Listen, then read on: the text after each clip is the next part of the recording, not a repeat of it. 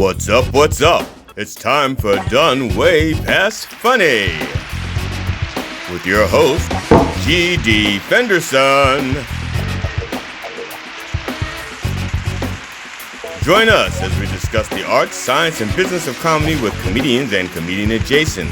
With this episode's guest, Steph Stigma. It's time to get down and get dope with Done Way Past Funny. Hi, I'm G.D. Fenderson, Certified Forensic Humourist and host of Done Way Past Funny. This is the conclusion of our interview with Steph Stigma. Enjoy. Now, what do you remember about the first time you took the stage doing comedy? Well, I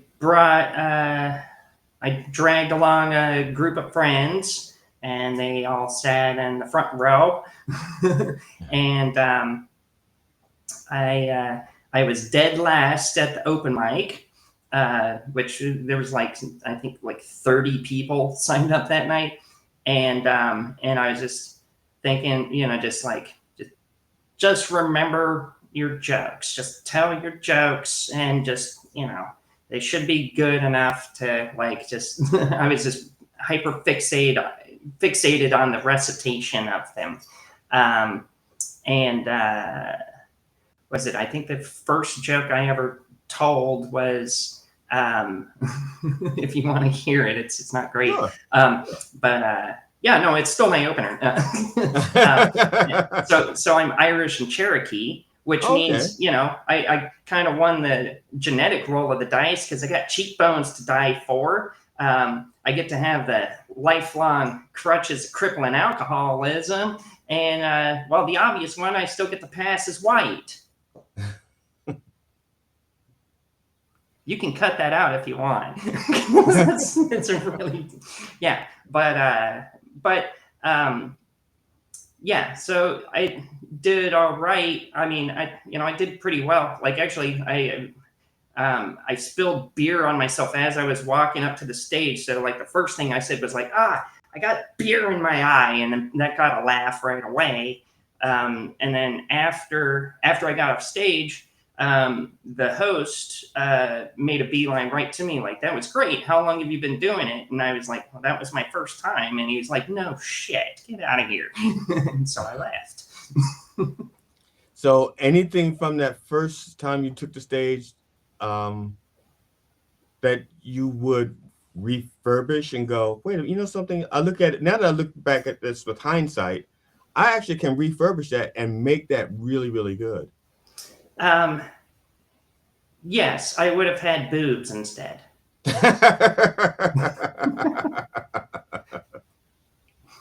Okay. Now, see. Now, as a general thumb, do you find the way people treat you once they find out that either you're because of the autism or because you're transgender, do they treat you any differently, or do you find navigating the world of comedy how do you find navigating the world of comedy? Ugh, that's a can of worms a little bit. So when I started transition around the same time as I started comedy, and right out the gate, I was like, I don't want to talk about this on stage. This is just, I don't want to do identity comedy, right? But as I progressed, it was there's an elephant in the room. I'm not, I kind of got to address it. And I used to, back to some bad advice, but you'll read this in comedy books or whatever, start off with addressing, the obvious, right? So then people aren't distracted by it.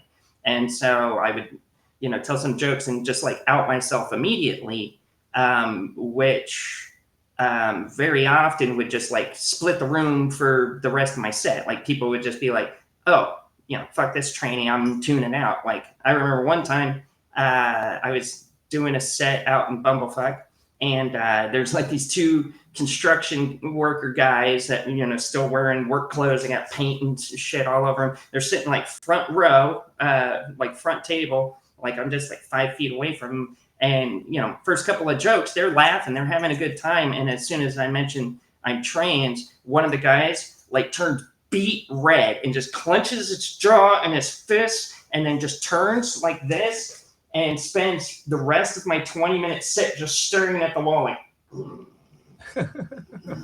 it's like, wow. And so eventually, like, I moved it all to the big reveal, you know, like what is it, you know, you guys seem cool, I feel safe enough to pull the pin on this grenade, you know. Yeah.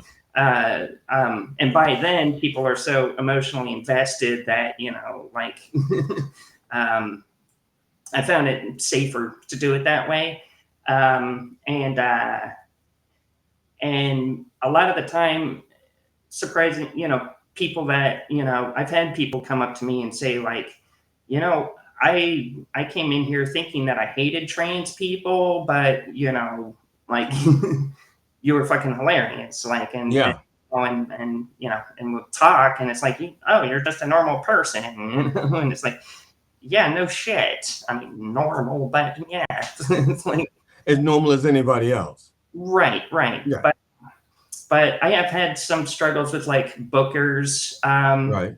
You know, like you know, I've sent out like tape and my resume and bio and everything, and like I had a booker in South Carolina who was like, oh wow, this is impressive. You know, like I'm excited to have you at the show.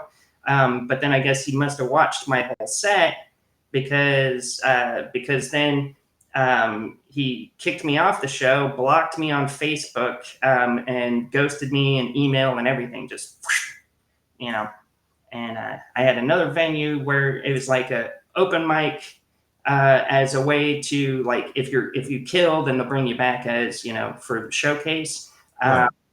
And I killed, and they were like, well, yeah, that's great, but, you know, we can't book you because of the whole trans thing, you know. And it's like, oh, that's very, it's very 21st century of you guys, fucking rednecks. Man, that's like I said, I just like people who can tell a story that I can't tell. So I love your comedy. I think you're hilarious. Oh, thank you. And I know a lot of people say things like, you know, that person was funny for and then fill in the blanks. I'm like, no, you're just fucking funny to me. Right? Yeah. Like, yeah. So it's pretty funny for a retard, you know. yeah. And it's like, no, I just think you're funny. So you know, not that my opinion matters, because if it did, I'd be like a national comedy icon. Well, it doesn't matter how funny you are, because it's you know, we live in an attention economy, right? It's all about, you know, likes and upvotes and subscriptions, and basically you gotta, you know, it's a full-time job to feed the algorithms with all your free content, and the hopes that, you know, like those and it's kind of it's frustrating that clubs are looking at those metrics to decide if they want to book you or not. Like, well, how many followers do you have? And it's like, wait, you mean how many robots I programmed to boost my numbers? Or like it's like I don't know. It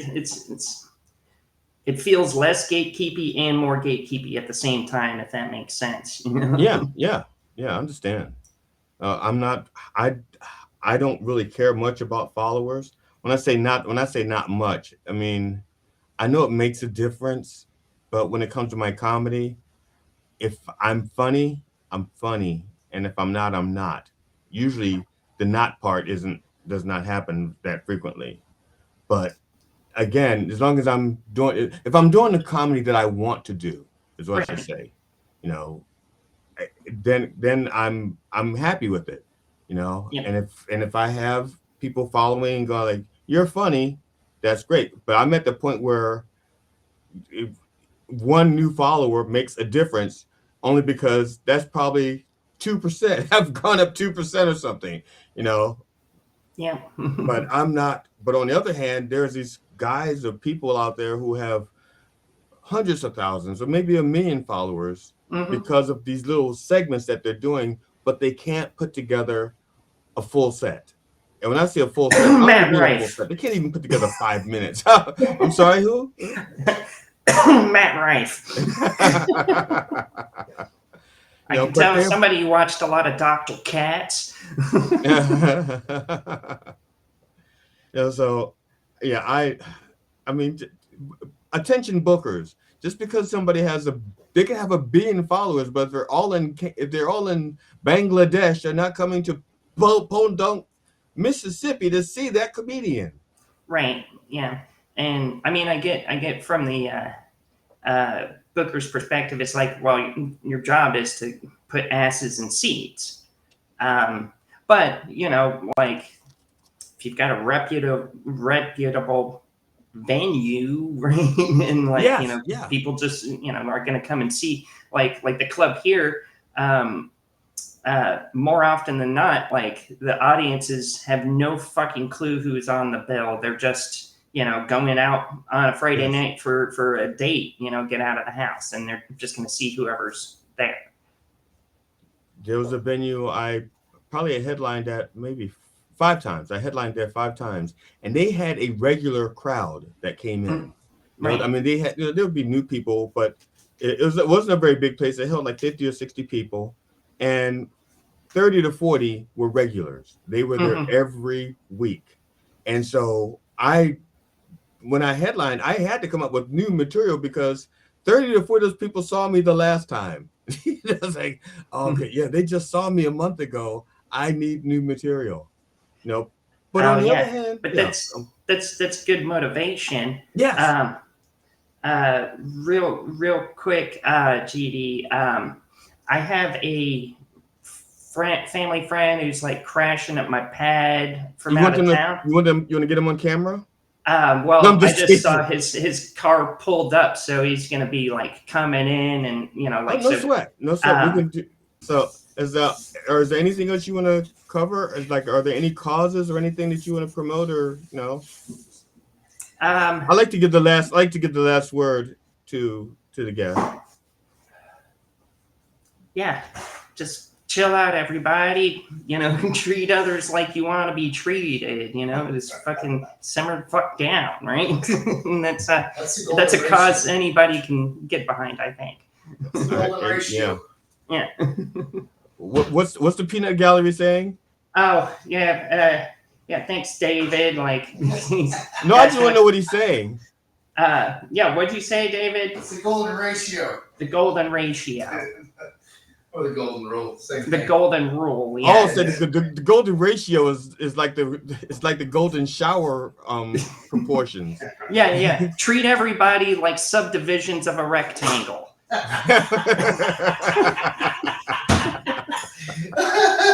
I'm using that. No, you're not. I'm using it first. Oh, he's using it first. Yeah. Hey, that's a freebie. You can. I'm sending out royalty checks. All right, cool. I need the money. Are there another comedian? No, just a ham. Oh, okay. All right. Omelette.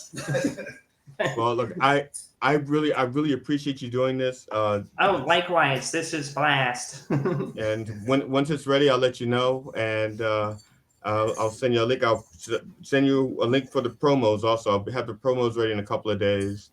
And like I said, the show itself will be out in January. Awesome. Can't wait. And thanks. I really appreciate it. You're a great guest, and I think you're a really funny comic.